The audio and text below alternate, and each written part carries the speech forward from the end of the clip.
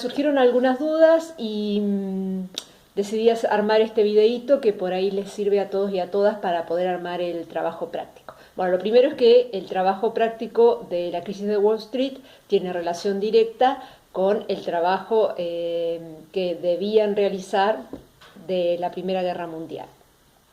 Los temas están relacionados. Y para analizar básicamente después qué sucede en Argentina. Pero estamos analizando el contexto internacional y cómo afecta al contexto nacional. La Primera Guerra Mundial básicamente se da en territorio europeo. Obviamente que hay otras partes de territorio que no son europeas, como la parte de Turquía, donde ahí cae el Imperio Otomano, pero estamos hablando de estos países industrializados que tienen un conflicto bélico y que lo lleva a una destrucción material. Básicamente, obviamente que mueren personas, hay una crisis moral, caen los imperios que quedaban, como el imperio austrohúngaro, por ejemplo, el imperio ruso. Caen monarquías como la monarquía absolutista que estaba dada en Rusia, con el zarismo. Esa gran crisis que sufre Europa después de la Gran Guerra, Estados Unidos lo ve como una ventaja. Es cierto que Estados Unidos participa del conflicto bélico al final, así que no tiene ningún tipo de consecuencias directas para él de tipo económico. Y lo que ve Estados Unidos es la oportunidad de ponerse como potencia, obviamente con la destrucción de las que eran hasta ese momento consideradas potencias, que estaban centradas en los países europeos como Alemania, Inglaterra, Francia, y comienza a desarrollar con más fuerza la industrialización, es decir, empieza a producir y a producir y a producir al no tener competidores con la lógica capitalista, especula con que va a tener grandes ganancias. Pero en esta lógica capitalista que viene dada en esta etapa con un pensamiento liberal, que es esto de la libre competencia entre la oferta y la demanda, que los conflictos se deben dirimir en el mercado y que el mercado se equilibra solo, que se regula si hay más oferta, que si hay más demanda, la demanda y la oferta, es decir, bueno, si se demanda más de un producto, va a crecer la oferta de ese producto, va a haber competencia para ver y si no hay demanda de algún producto, la oferta de alguna manera empieza a ver cómo puede generarse, aunque todavía no está la idea de consumidor como va a estar después de la Segunda Guerra Mundial. Bueno, entonces, ¿qué pasa? Bien, se empiezan a invertir las empresas para generar más producto, empiezan a invertir en infraestructura, en máquinas, empiezan a generar más empleo, es como una edad dorada para Estados Unidos.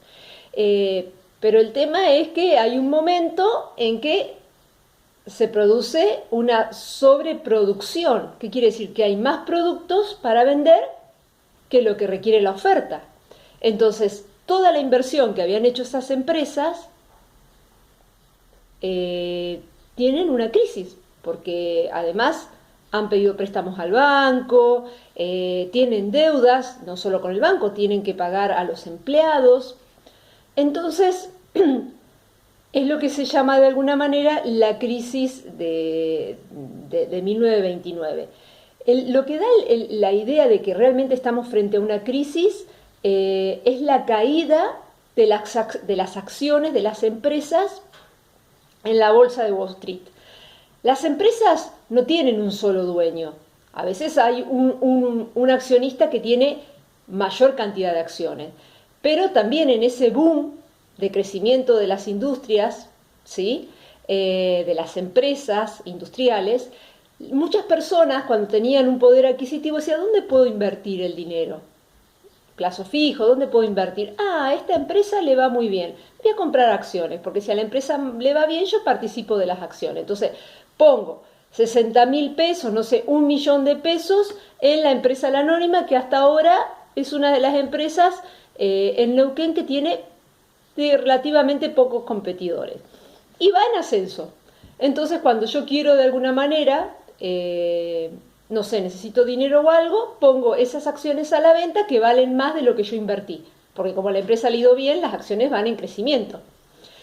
Lo que pasó es que ante esa crisis de más productos, de tener muchos productos para vender, las empresas empiezan a ir en caída. Entonces empiezan los accionistas, digamos, el dinero que invirtieron lo van perdiendo. Ya no vale lo mismo las acciones en la empresa. Esa es la crisis de Wall Street, lo que se llama la crisis en la bolsa de valores. No sé si habrán visto algunas películas, pero hay como un mercado donde uno compra acciones, compro, que se ve en la tele, que hay como pantalla y la gente grita que quiere comprar.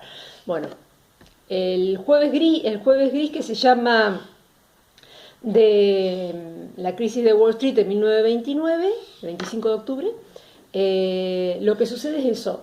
Se ve una gran crisis de la bolsa de valores en el sentido de que caen las acciones y las personas que habían invertido el dinero en las acciones lo pierden. Y además las empresas empiezan a tratar de abaratar costos, entonces empiezan a echar personal, porque es una de las primeras cosas que se hace. Si no hay dinero para pagar, aparte la lógica capitalista hace que los capitalistas siempre quieran tener más ganancias, es decir, no es equitativa la ganancia, no es que, bueno, sí, está bien, nos vamos a tener que ajustar todo. No, yo me voy a tratar de ajustar al final si soy la dueña de la empresa. Así que bueno, hay mayor desempleo, por lo tanto también hay menor demanda del mercado interno, del mercado dentro de Estados Unidos. No solo no hay demanda del mercado externo, sino que no hay demanda del mercado interno, lo que produce una gran crisis dentro de Estados Unidos. Y ahí se empiezan a tomar las medidas conocidas como las del New Deal, es decir, se cierran las fronteras económicas, de acá no prestamos más dinero hacia afuera y vamos a pedir que nos devuelvan dinero. Por ejemplo, a la Argentina es uno de los pocos países que le sigue pagando la deuda. Pero al no comprar más productos, porque hacia afuera, por ejemplo, materia prima, los otros países también empiezan a entrar en crisis. Por ejemplo, la Argentina no tiene a dónde vender su materia prima, porque Inglaterra también está en una crisis económica. Y ahí vamos a tener lo que se denomina el Tratado Roca-Russiman, que es un tratado entre Argentina e Inglaterra para beneficiar, entre comillas, a la Argentina, pero termina beneficiando a un pequeño grupo propietario de tierras, que era el grupo formado por la oligarquía que había estado en el periodo 1880-1916 y que había visto bajar su capital económico, no habían quedado pobres, de alguna manera con el gobierno radical, sobre todo con Irigoyen. Y ahora veían la posibilidad de volver a obtener muchas ganancias. Entonces era un tratado que perjudicaba a la Argentina como país, pero beneficiaba a un grupo pequeño como era el grupo de los oligarcas. ¿Por qué perjudicaba a la Argentina? Porque solo beneficiaba al grupo de los grandes terratenientes. Era una cuestión así como, bueno, nosotros le compramos cosas a Inglaterra, pero nosotros, ¿quién? El gobierno, con el dinero que había en el Tesoro Público. Comprar ferrocarriles que no funcionaban bien, comprarle cosas a Inglaterra, entonces Inglaterra ahí nos compraba carne, pero el dinero que venía de la carne que compraba Inglaterra no estaba totalmente en blanco, es decir, que ellos compraban más de lo que se decía que compraban y ese dinero se lo quedaba este grupo, no lo repartía entre toda la población.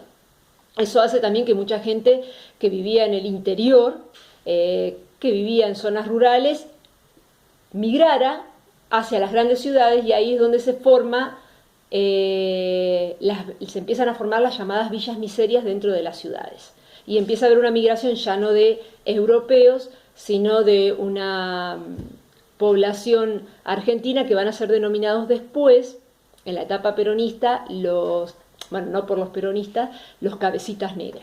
Entonces acá tenemos otro movimiento. Entonces la crisis de Wall Street tiene relación con lo que sucedió en la Primera Guerra Mundial, sí, claro, por cómo se actuó. Por eso es que se aplica otro tipo de política ahora que se va a llamar un Estado interventor o proteccionista, lo van a encontrar de alguna manera, benefactor medianamente, ¿Qué relación tiene con lo que está sucediendo, por ejemplo, en Europa para la década del 30? Y al cerrarse los mercados, por ejemplo, Alemania queda sitiada después de la Primera Guerra Mundial, es la que se lleva de alguna manera los mayores costos de esta guerra. Entonces tienen una gran crisis económica, una gran crisis interna, y para salir de esa gran crisis interna se aplica el nacionalismo, es decir, a ver, todo elemento que es externo a la nación alemana es contraproducente para los alemanes, y ahí se empieza a mirar dentro de los que vivían en Alemania quienes parecen ser distintos al perfil del germano, y ahí empiezan a meter a los judíos, que en realidad los judíos no alcanzaron a reaccionar a lo que estaba pasando con este movimiento, con este partido político llamado el nacionalsocialismo, conocido como el partido nazi, porque dicen, nosotros somos alemanes, luchamos en la Primera Guerra Mundial, tenemos toda una vida viviendo en Alemania, nosotros no somos distintos a ustedes. Pero bueno, ese germen racista tiene que ver de alguna manera con el origen, con el mito de origen del pueblo germano, pero también se acentúa con la gran crisis económica. Por eso cuidado, cuando hay grandes crisis, sobre todo que afecta a la economía, empiezan a surgir los conflictos entre la sociedad, y están acentuados si había algún tinte racista. Ahora he escuchado a muchas personas en algunos sectores socioeconómicos de menos recursos, digamos de alguna manera, que están hablando mal que los bolivianos, que los chinos, que los chilenos, algo que siempre está en la población, sobre todo en Argentina y, por ejemplo, en la zona limítrofe, como estamos nosotros en Neuquén con Chile, se habla siempre bastante negativamente de los chilenos, que básicamente hoy es el día, ¿no? Y bueno, esas cuestiones, ¿no? En un momento de crisis económica, cuidado, porque van a decir,